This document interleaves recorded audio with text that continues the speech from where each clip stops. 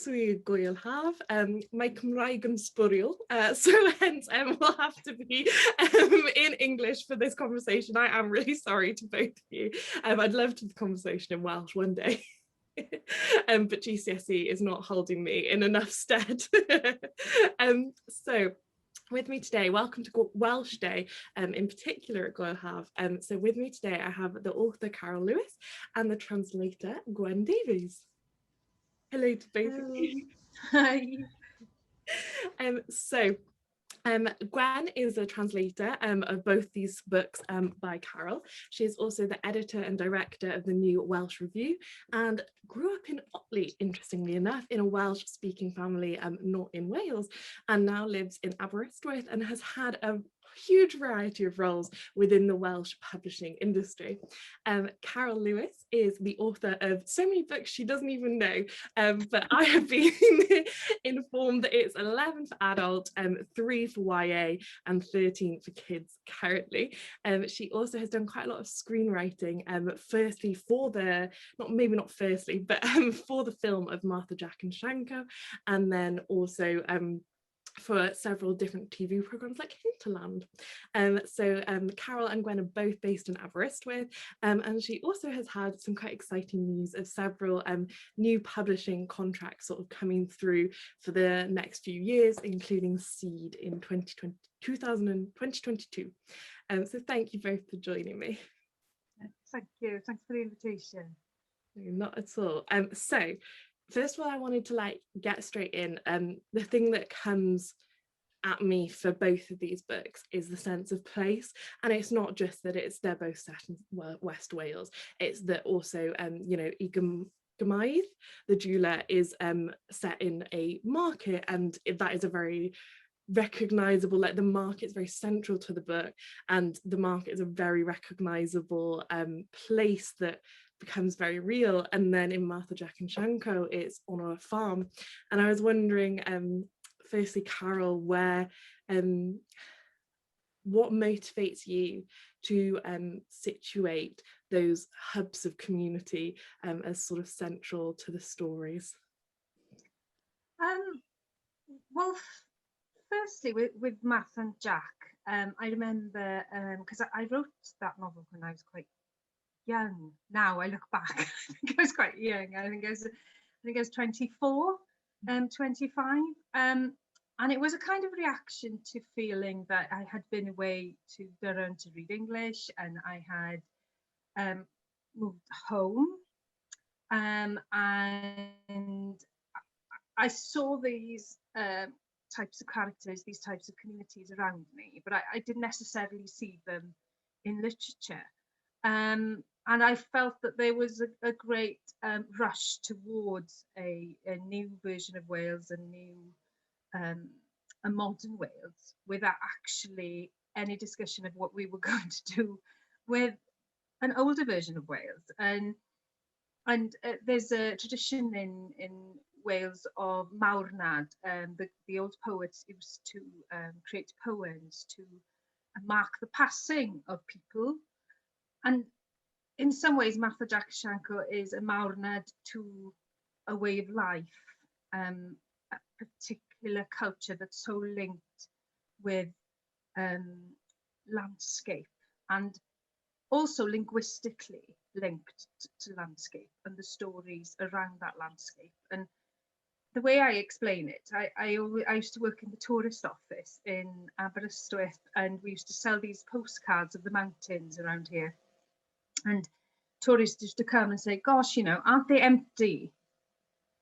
And for me, I just couldn't see the emptiness. It was always this fullness of language, of character, of story, of history. And it was just trying to get that across. And again, with the Gemydd, the sea's always been important to me. I grew up in Buren, which is a town by the sea. I worked in the tourist office there in my when I was younger as well. And I used to get there early in the morning, and Dan Fish would bring the fish in on the harbour, and it was just this rhythm of life before everyone else woke up. It was just intrinsically about the place, and the stories that we used to talk about you know, so the sea has always been a central emblem for me as well of cultures that are pushed to the edge. We are literally on the edge here in Aberystwyth. You can't go further west. And there's always that teetering that makes a culture so vulnerable, but yet so alive. So these are the reasons that I'm always drawn to these kinds of landscapes. You feel everything you just said very much through your books. It's really, really wonderful. Sort of drawing on the linguistic element. I was actually really wondering, because I have the English translation. Gwen, in the Welsh, when there are these switches to English that are sort of in the English translation, it says in English, and it's really jarring. And it's, you know, you suddenly, you know, as an English reader, you suddenly go, oh yeah, we were in Welsh this whole time. And you know, also you feel how jarring it is for the characters and for Martha to be dragged out of Welsh, and she's not comfortable in English, and she, you know, in the ways that she's also not comfortable maybe with technology and like with other elements. But I was wondering, in the Welsh, is that actually in English, or is it all in Welsh? Did you, like, you know, because we can largely assume Welsh speakers can also speak English, did you make that jarring, or was that sort of in Saesneg in the... It was, well, so the question for Caryl, but it was in English, wasn't it, Caryl? I'm trying to remember. So yeah. Yeah, I mean there's always an use for both languages to just highlight some things. And I think you're very perceptive in saying that her discomfort, not you know, it's not you know, it's not a politically motivated discomfort that makes Martha not feel comfortable speaking in English. It's just that it's her first language, and I think it's important that comes across. And things like when they call the ambulance, and she finds it really difficult to communicate where she is so that the ambulance can come to the farm. And that is something that I actually witnessed happen, that somebody in a panic couldn't find the English words, and that's the reality of being first language. And you see it as well in dementia care and medical care, that, you know, it's such an important thing that language is brought into that, because obviously in later years with language breakdown and all of that being able to approach somebody in their first language is so important. So there were a lot of elements around that, but it is it's an interesting way to see, you know, to give a very shorthand into where these characters come from, you know, not just linguistically, but socially, emotionally, and practically, you know, in different ways. And then obviously, it's interesting that lots of people have picked up on that. I don't know whether that was true in the reviews of Martha Shanco. I suppose it wasn't picked up, was it? Because it's just a natural part of Welsh communities and Welsh literature. But I noticed that a lot of people picked up on it after the publication of The Jeweller, and have sort of talked about Judy in particular, who's Jack's lover, that's the term, girlfriend, sorry. So she's like an interloper into the place, isn't she? And there's lots of imageries about her taking over the house, and I really love that part where there's a description of her things taking over the house like snow drifting and kind of changing the landscape, and then Martha's being so uncomfortable with that. But I don't ever remember thinking, it's a long time ago now, thinking, oh, how am I going to address that? But I did address it through giving her Judy a Yorkshire accent. So she's got a stronger accent than she did in the English in the Welsh book, if you see what I mean. Oh, that's so interesting. You have to somehow she had to be differentiated linguistically, but you couldn't, I can't remember whether I did use things like she turned to English. I hope I didn't do that too much. Oh, no, I actually really liked it when you did that. I thought because my next question was literally going to be, how did you create the jarring effect when obviously it would have been so apparent in the Welsh version? And I obviously got it from this version. You know, I haven't read the Welsh one. So clearly that came across somehow. I was wondering if you remember any of those decisions that went into creating that effect. I just remember thinking, oh yeah, Yorkshire accent solves the problem. To give her more, you know, more of a, decide where she was, because I don't think it was really specified where she came from. So she could be Midlands, but she had family in Leeds, and that, obviously I grew up in Yorkshire. I thought I can probably manage that dialect a bit. It's not massively strong, but that was a way of sort of addressing that. I don't know, you've just got to sort of try something out and hope that it works. In a way, you don't know whether something's going to work until the end, really. So I'm glad it did. But really, I think it's more that the novel works as their relationships to each other, and the drama of them, the dysfunctional love-hate triangle they've got, and then Judy kind of interpenetrating that.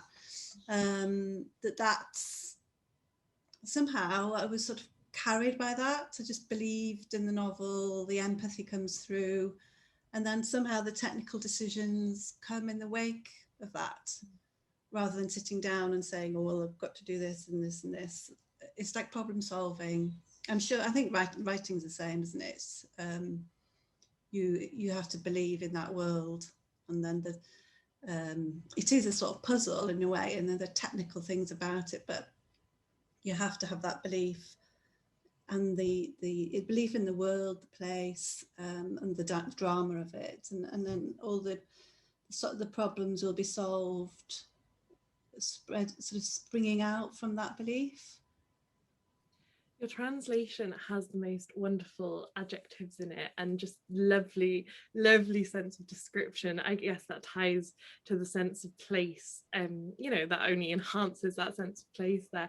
I was wondering if you remember whether these were sort of difficult things to translate, or whether the description came quite naturally from Carol's original.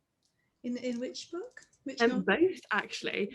Yeah, very much both, but I guess maybe slightly more in the jeweler. Like, I think that sort of often I felt like each chapter of the jeweler would start with a few sentences that were, just really stunning. We're there for sort of aesthetic pleasure as much as relating to the book.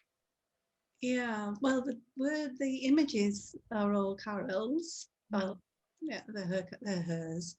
I think there was a lot of, without going down the cliche, well, we're going down the cliche of the polishing a jewel. There was a lot of polishing going on. The whole thing took quite a long time because there were a lot of drafts, and some time went by until there was an opportunity to go back. So I think that more time was spent on the translation of the jeweler than Martha Jack Shanco. And I don't know, possibly if you went back if I went back to Martha Jack Shanco, then I might polish it up more. But I think the premise of Martha Jack Shanco is very striking, and the craft, the drama is there. That's there in the jeweler as well, but there are less people involved, so it's very much on Mary Meyer and her friend Mo, and she's more alone. So in a way, it's suitable really for what Caryl is doing, because she's got the central image of the setting of a jewel, and how if you feel at home, you have to set a jewel perfectly. So I suppose in a way, I was sort of polishing around that, the character.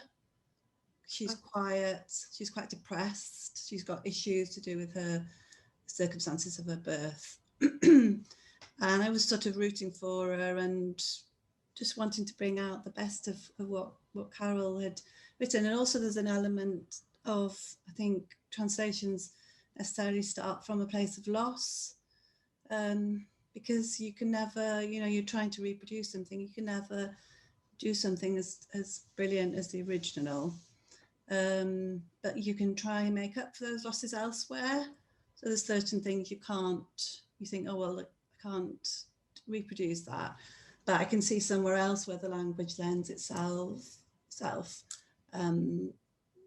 just to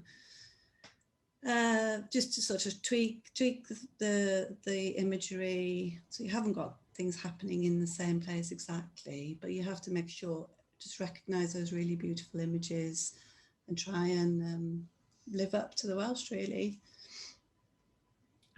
I want to pick up on that sort of theme of loss a little bit more.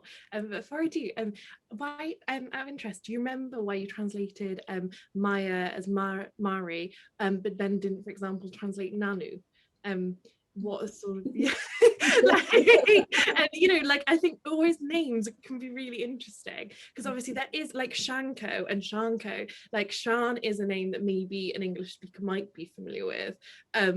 So sort of the names, translating names is always really interesting. I don't know if you remember anything about that.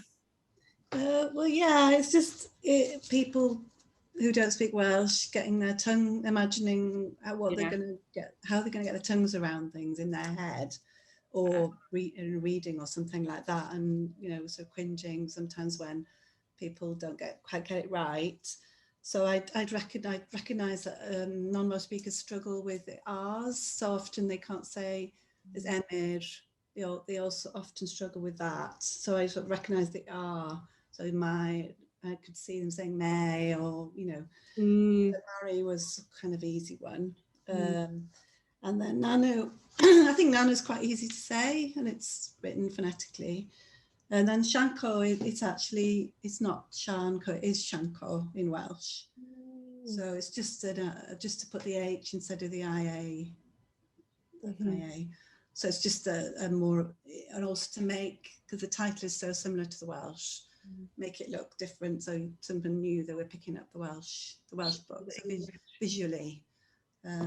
Yeah, so that's not a big deal.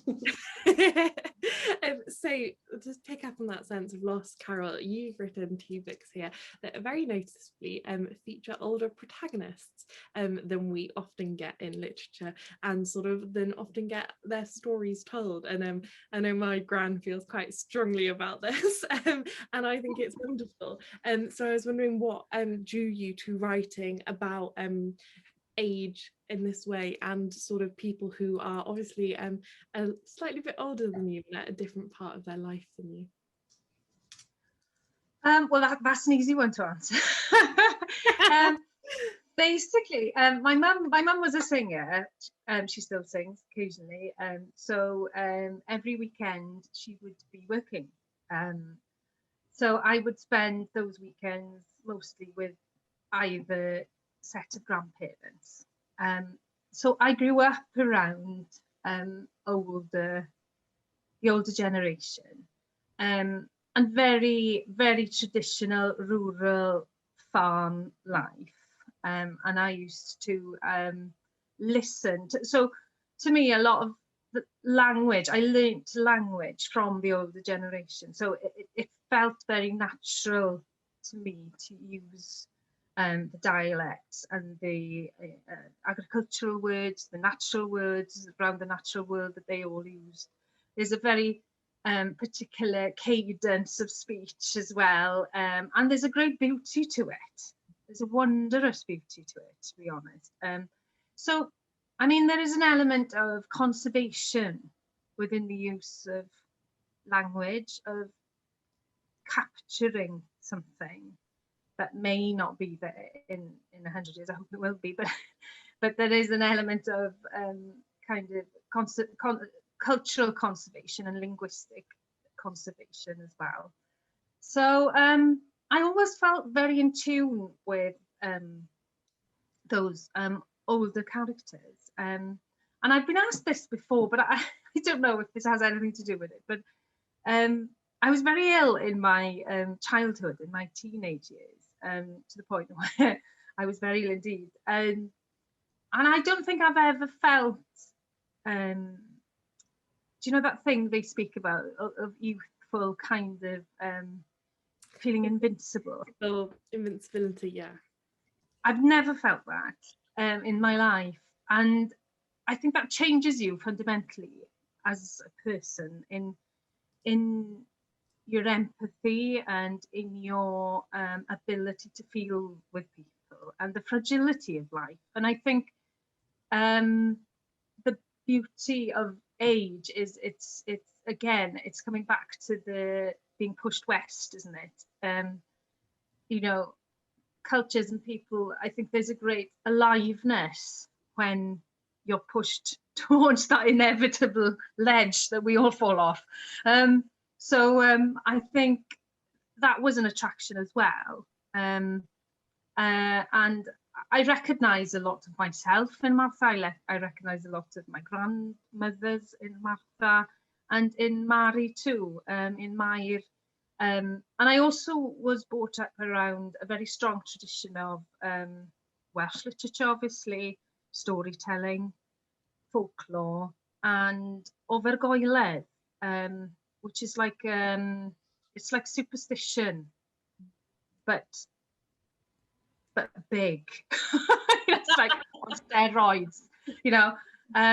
So there was always this sense of magic, of things going on that we didn't understand, of there being a system of belief that many of my older relatives had. And, you know, I had, she wasn't my aunt, but we called her my aunt, and she categorically, you know, would speak about spirits as you as I would talk about neighbours, you know, and I think that rubs off on you as well, and as well as she did house clearances as well, so I used to spend time with her clearing houses and just looking at spaces that people had inhabited and what they left behind, and what is the gwafol, what is the residue of our lives. So it all kind of comes from that place. You're adding a lot more evidence to the belief that, you know, good writing only comes from what you know. I think that's yeah, I think that's really everything you just is really in the books. This sense of loss is like for both books. There is a central theme of loss, grief, that really overshadows both books. You know, that sort of the people who are dead in them are very present in the way they are felt by the current characters, and this sort of adds somewhat to the sense of in Martha, Jack and Shanco what might be more like horror and decay and this creeping intensity, and in the jeweler is maybe more a sort of like there's a slight mystery to it, there's a slight it's not horror at all in the same way, but it's slightly ominous still. You don't really understand things as they unfold. And I was reading both of those as, you know, metaphors and analogies for also how these people's lives have been affected, not, you know, by Mari loses the market and her livelihood, and then also there's the sense of like this Martha, Jack and Shanco are going to be the last people on this farm living in this way. And I was wondering if you wanted to speak a little bit about the loss of those identities, because for me, some of the narrative within my life has been that Welsh has had this great resurgence, and that sort of, you know, people, I'm really in the borderlands here, sort of very, you know, south East Wales. And, you know, there's not a great population of Welsh speakers, but the sort of kids around me are going to Welsh medium schools, whereas when I was like 5, you know, that wasn't really being done. So like that has felt like, but also these books aren't that story of resurgence. I mean, I think there's some really interesting things happening at the moment with regards to the Welsh language. I mean, there is a resurgence, but I think, I don't know, I've been thinking a bit about this recently, and I'm kind of thinking, when I go to Cardiff to do a literature festival with children, you know, you will have an audience of maybe, say, 100 kids, and they will all be laughing along, and their parents will be sitting stony face behind them, and you're thinking, oh gosh, I'm bombing here. But what it is that the children speak Welsh and the parents don't understand, which is an amazing, amazing difference to when I started many years ago. But it makes me, I mean, the effect of COVID has obviously been that people are buying houses in rural areas, and it's happening. I mean, I see constant updates from the local estate agents here now saying we can't get houses fast enough for people. And that is obviously accelerating people moving into areas, linguistic areas, and that kind of thing. So, I mean, what I find interesting is, you know, will the Welsh experience, the Welsh language experience, every Welsh experience, of course, is a Welsh experience, but will the linguistically Welsh experience gradually become a city-based one, an urban one? Because there is so much emigration from rural areas of young people going to Cardiff to work, and so much, so it feels, and there are certain streets in Cardiff now that are almost exclusively Welsh speaking. Yeah.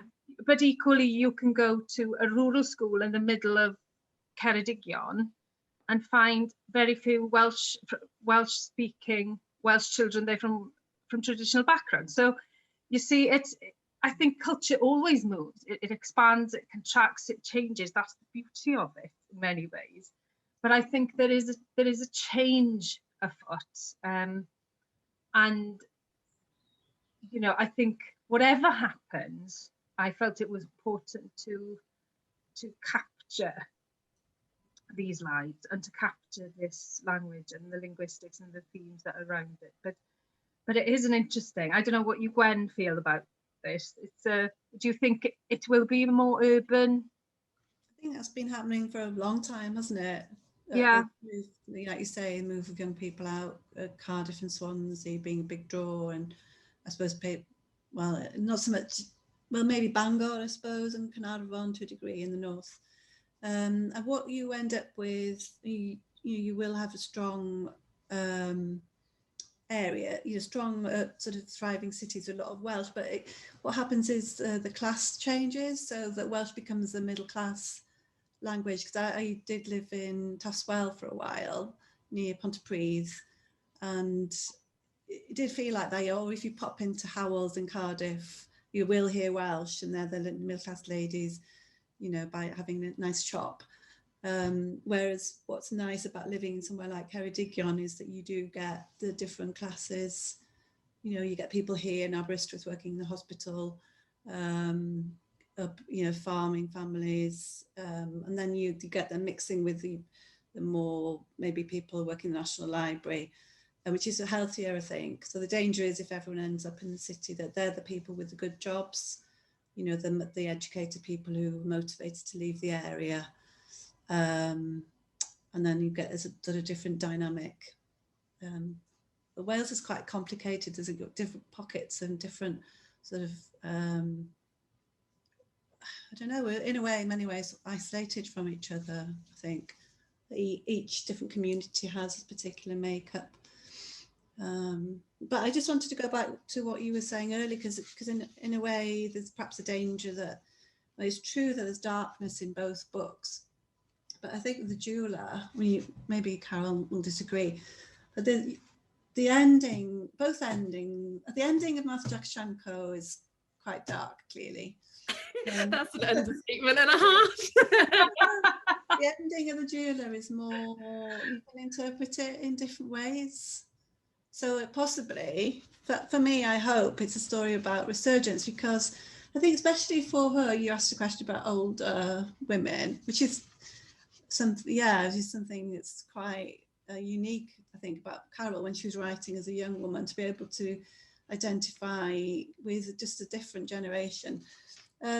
So you said, look at Mary from the point of view being probably middle-aged, maybe 50s. Yeah. That she manages to leave. She's reconciled with the mother, but she's not tied down with the mother, who's in a care home. A spoiler, but and she manages to. She sells a house. She's rebaptized. She's going on to a new phase, and she has messed up other people's lives along the way. And she doesn't kind of clean up her mess entirely, but she does. She's reconciled also with the mother of Davies, who's an alcoholic, and she was in a sort of dysfunctional kind of relationship with her husband, and so she leaves that behind, and so there is some healing going on, I think. Maybe Caryl disagrees. No, I think what I found really interesting about looking back at The Jeweller, because it was one of it, even though it was my third novel, it was the second novel almost, because I wrote a kind of quite a light novel, my first novel, around a group of young people, young girls in West Wales. And then came Martha, Jack and Shanco. And of course, there came with that, because it won Book of the Year and it was made into a film, there was a sense of, okay, it was almost like your difficult second book was next, even though it was your third, because of the attention put on Martha. And when I look upon it now, I see that it's a book about finding your identity, literally finding your fingerprint and your voice. And it's a book about cutting and polishing and mirenio. What's that in English? And some of the one those says today. Refining your voice, she says. So it's a book about refinement of who you are, what your voice is, and where that can take you. And I do hope with Mari that that will take her somewhere, and that she can somehow de-osk, that she sheds in some ways her past by reconciling with it.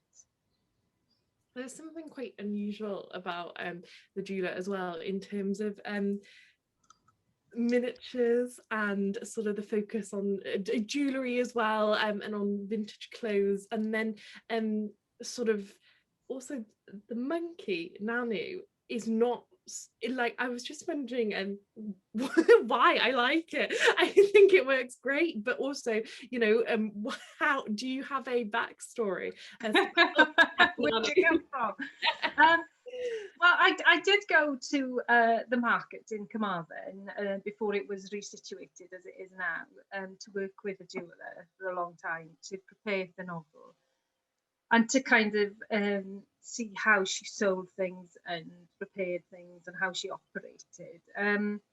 But I just think it's a fascinating idea that these stones that, you know, we put so much weight on, and that we put so much emotional significance into, again, possessions that we emote onto, and that all the symbolism around them, which I thought was really interesting. But the monkey is actually a woman that my mother took me to see when I was a very young girl, and I think it was something to do with my aunt, and that she was thinking about clearing the house or something, and she had a monkey in a cage which she kept, and she lived on the coast. And I remember being kind of fascinated by this little thing that she had this really intense relationship with.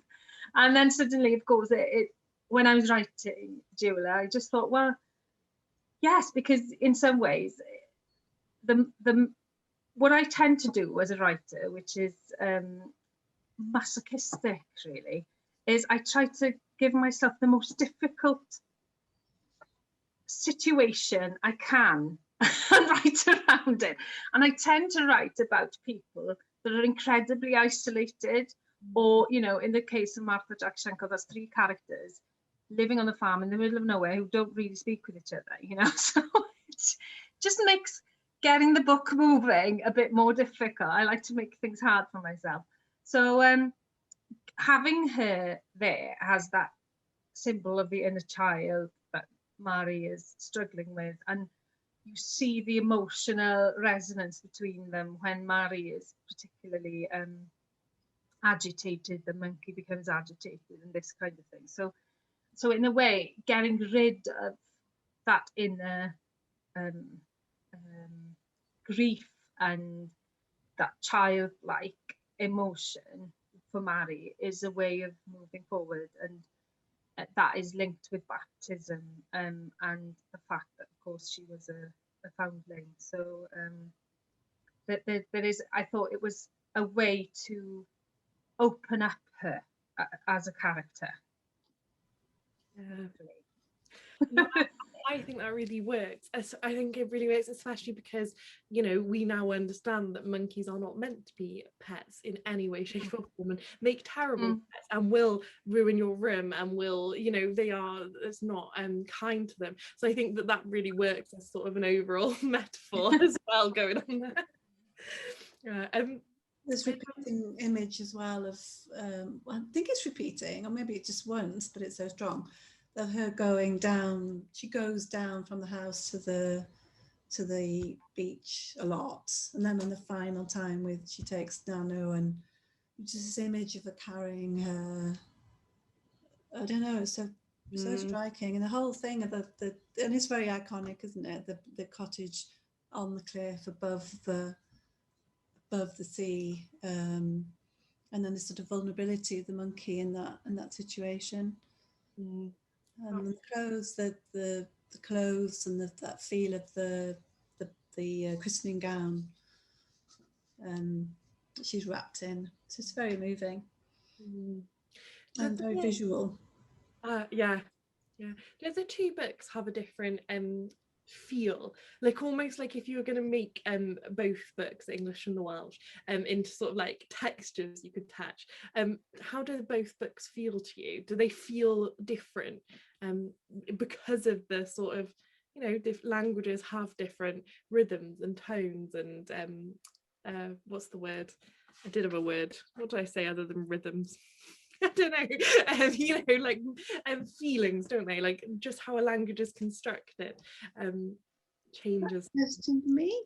Both really, because you know, you guys are both in a unique position of also being able to read both, and I was wondering, you know, did you communicate on translations? You know, people have quite different approaches sometimes to whether they want to ask questions or whether they want to sort of work things out themselves. I think with Martha Jack Shanco, I think it was, although I worked on a translation sorry, of Robin Llewellyn, that he'd already written the draft in English, so sort of again polishing. So that this was my first translation that I, you know, was my own project to work on. So I was more quite in awe of Caryl, which I am still, of course.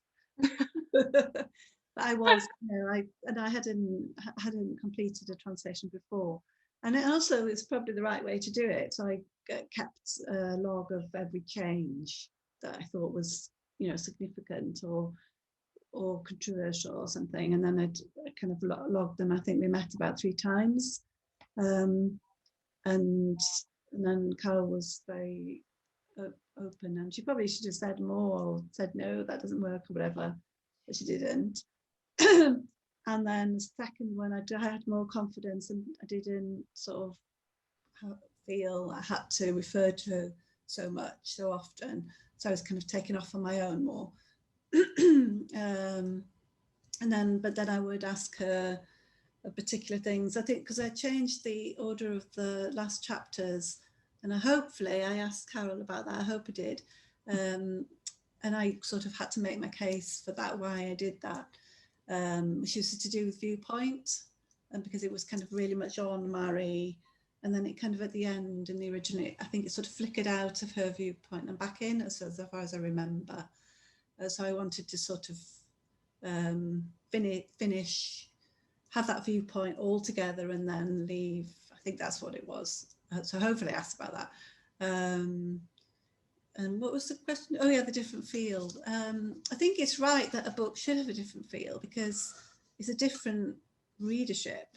So if you're kind of feel that you're trying to reproduce something exactly and all the, especially in terms of the Welsh language, because especially if you're talking about, often with a book published in Wales, you're thinking mainly of the English-speaking market, which is in England. And I was really struck by that, and it's such an obvious thing.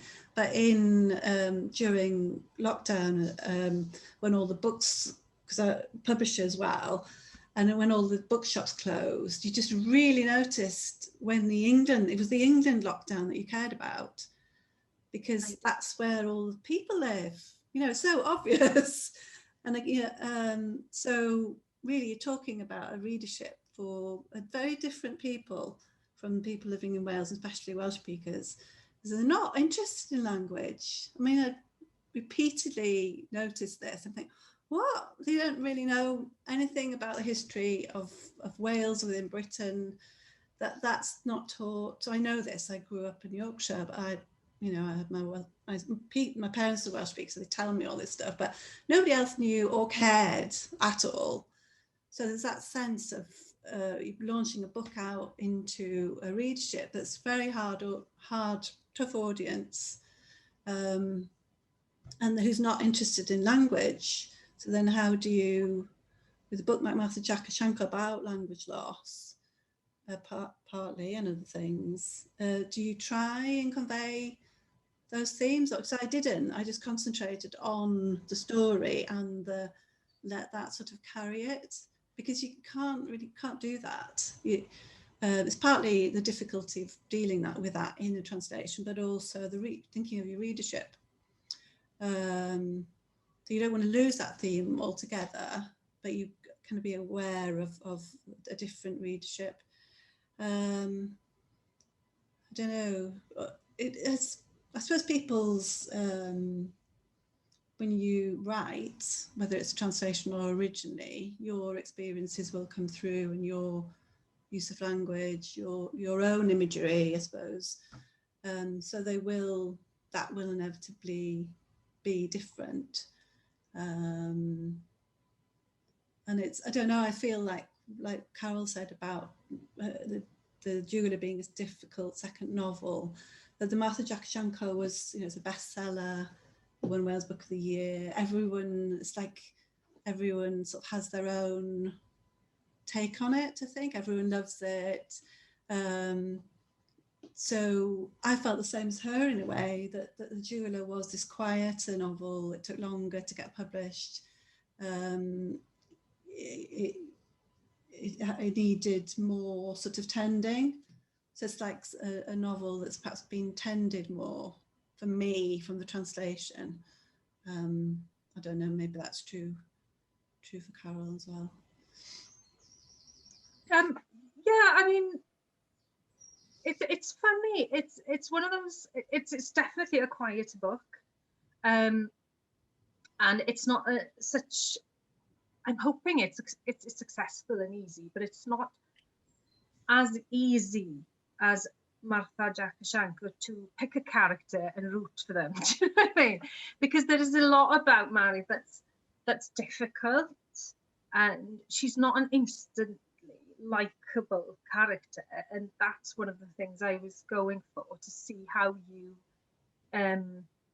you mold a book around a character like that, and how you draw people in. I mean, she's never going to be somehow you can with Shanco, you're in one of the camps, or there's all that. And also I think culturally with Mary, she's more she's even more hidden than the characters in Shanco. So the female menopausal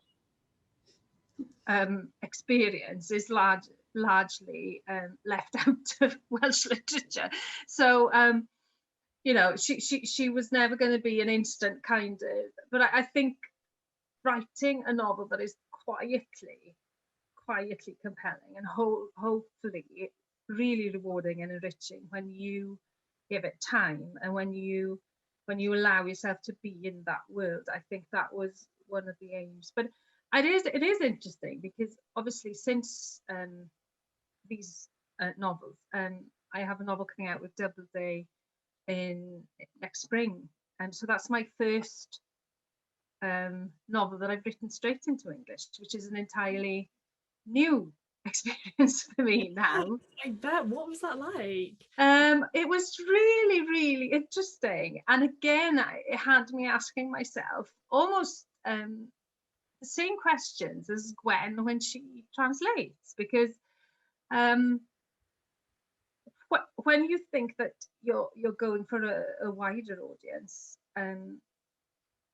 you have to I mean, within Wales and within Welsh communities, you assume knowledge of certain things, and then of course, you know, you will be going perhaps to an audience that don't know the Welsh language exists, or to what extent, or what the politics is around that. So there are certain things that you have to emphasise a bit more, that you have to explain, that you just wouldn't have to in a Welsh language novel. So all of these things that have been, Gwen probably thinks about a lot, I've had to do more of now. So I mean, it is a really interesting process. Do the languages feel different to you, like when you read both versions, or when you now when you've written this book in English? Like, do they feel different, or do they both feel like writing in a, you know, however writing feels to you? I've always felt that you know, if you're trusting somebody, you should trust them. There's nothing worse, because I work in telly as well, and I've been incredibly fortunate with script writing for Hidden and working on Hinterland as well, is that you know, there's nothing worse than having somebody look over your shoulder all the time when you're trying to do a job. So you have to give that space and that creative space for Gwen to produce her own version, her own work on your work, and that has to have the utmost respect. And I think that's why I think the translations feel different to the original, and so they should do, really, because they are works of art by themselves. So I think writing in English then has been a slightly different experience, because I think I had overthought it, in that I bought a little bit too much into this idea of that we are different people in different languages. And I think that stalled me a while to not write in English. And then, of course, once I started to write in English, I realised it's the same me, it's the same voice. The only thing that changes, perhaps, is the kinds of stories you tell in the different languages. And I felt, writing a lot in English recently, that, you know, there are some things, and in Welsh, I wrote a short story the other day that in no way would work in English. I mean, I couldn't even know where to begin to make it work in English. But there are some stories that, you know, can go both, and that, you know, some ideas I would say, no, that's definitely an English language idea. So it's just having the confidence to know and to be brave about knowing that your values, the way you write, the way you see the world is always going to be the same. Yeah, I really like that idea. Funnily enough, the concept of sort of being different people in different languages is actually coming up with I don't know whether it would have been, but I'm filming it tomorrow, whether it's broadcast yet or not, with a translator called Polly Barton, who's written a book called 50 Sounds, and it's all about her process of learning Japanese. And very much she explores this idea that sort of, you know, that it is surprising to what extent you are different people in different languages. And I really like this idea that you sort of continue that conversation, that first you get surprised by how different you are, and then somehow you come back around to the realization that there is something that is continuous between the two. Yeah, absolutely. And I felt that, that this feeling was the same when you're writing. It's the same. It comes from the same place. It's just that maybe, you know, it's just about what you write and how you go about it. But I, you know, I think the arddull, see, I'm off again. Style. The style is exactly the same. You know, it's a very well. It'll be interesting to see what Gwen says when she reads it. Do I want to know? I wonder if you'd had any sort of comeback from maybe people, your fans, solid Welsh speakers. Do they question that you've written in English? No, I mean, the reaction I've had has been phenomenal. I felt so incredibly supported, so incredibly uplifted, and I feel it's, I mean, I think what's important is that I will always write in Welsh. It's like, you know, I'm not going to cut off one of my arms in it. I mean, if you were to surgically remove that from me, I think I would die. And having, but as well, it's that balance of the reach of the work and being part of a wider dialogue and being visible as well. I think it's a really healthy thing to have a more diverse set of Welsh writers out there on a bigger scale, because I think how many Welsh writers that write in Welsh are published by big publishers? Gwen Davies, isn't there? Yeah, there are very few. Yeah, very few, and I think we should just have a breadth of the Welsh experience out there, and I think that can only be a positive thing. No, I mean, I don't think, I mean, I will always, and you also have to think about, conversely, you also have to think about yourself as a writer as well, and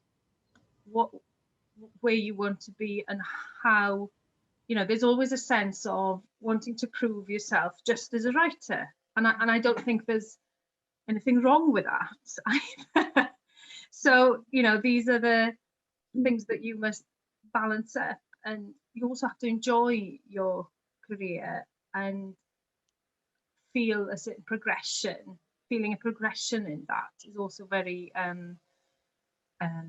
satisfying and nurturing. And, you know, I have 3 children and we live in the middle of nowhere, halfway up a mountain, and it's nice to be able to show them that, you know, it doesn't matter what your background or where you come from, that you do have a voice and you do belong, and that you know, you shouldn't think that you don't belong somewhere. So I think that can only be hopefully a positive thing.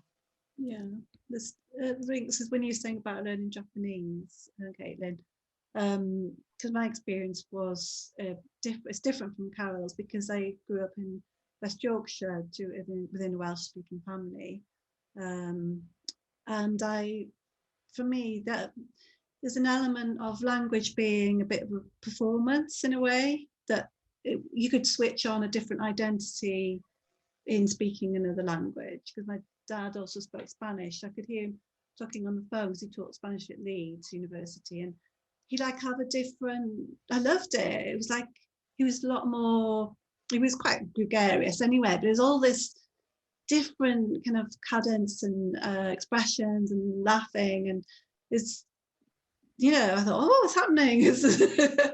I love that. And I really love, and it's a bit odd maybe, I just really love to hear people speaking other languages. I love it if they hear Polish spoken, and is that sort of that sense of, and then for me, because, you know, nobody really knew, sometimes the teachers would say, oh, Gwen's Welsh and saying stuff like that, but then nobody really knew that we spoke Welsh, and it's like this hidden thing. So like you say, sometimes that's nice, but then for you, Caryl, maybe you're talking about not hiding yourself anymore, you know, that you're this really, really good writer and you want the world to know. So I think it's I don't know about that. I think that's going a bit far. I think you do hide, you know, I suppose anybody who speaks more than one language, you probably say the same if you're talking to somebody from an Asian background. Perhaps who lives in Bradford, somebody like that, they'll be speaking different languages at home. They'll be helping the older generation interpret when they're out in the shopping or whatever in the world. So there's this lovely element about language, that it's a performance element, it's to do with identity, and it can be a hidden thing, but sometimes you don't want to hide. But yeah, I think it's a, how can I say it? I'm trying to find a way to see this now. It's about, I think, diversity, the diversity of voices that are sought nowadays. With Black Lives Matter, Me Too, and all of this has come to a point where the diversity of voice that is being heard, and it gives confidence to everyone. And I think it's just such a wonderful thing that you know, you're not, that you feel that you can be authentically yourself as a writer, and that will be accepted. And I just think that's just something has shifted, I think, compared to 20 years ago, 15 years ago. You can feel it in the ether, and I think that's just a wonderful, wonderful thing.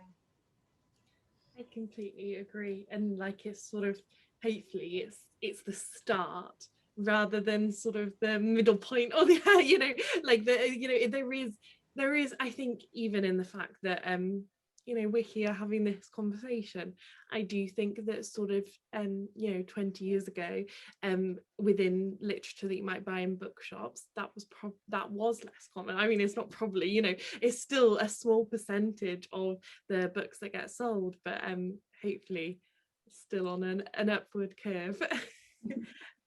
Thank you both so much. I've really, really enjoyed this conversation, and what a lovely way to end it from you both.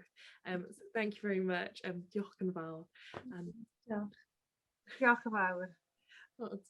So if you want to see more Gŵyl Haf, you can find us on our YouTube at Gŵyl Haf, or I presume you're watching this on our YouTube, so you can just click down below in the description. And we have a Patreon if anybody is able to support us, and we look forward to seeing you at the rest of the festival and at the rest of the events on this particular Cymraeg Day. So thank you very much, and see you all later.